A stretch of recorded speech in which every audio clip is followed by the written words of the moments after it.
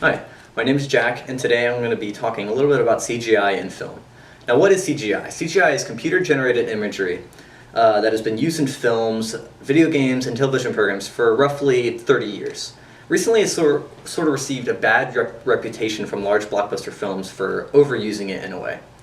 Many say that they want to go back to seeing practical effects for films to make certain scenes or stunts more believable. What most people don't realize is that CGI is used in many films and scenes one would not expect. What viewers should realize is by using computer-generated images, it helps the director show his vision of the film. CGI helps tell a cohesive story that some would not have been able to that some could not tell without it. Let's look at some examples from when CGI first started to come into the mainstream of Hollywood. And at that time, during the late 70s, early 80s, Hollywood was very risky to invest in such films that were very reliant on CGI, because at that time CGI was only used as a sort of a novelty at that time to the audience. So Jaws, for example, without the use of CGI, the shark couldn't have been put into the water for some scenes, and because of that, the story would have been a little choppy.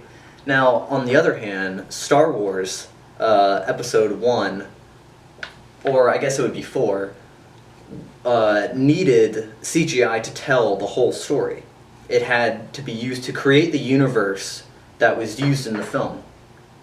Another film more recently, Jurassic Park, and say Jumanji, around the same time, used CGI to create the animals in that film because it was obviously a lot safer and not many directors can get those sort of animals in a movie, aka the dinosaurs.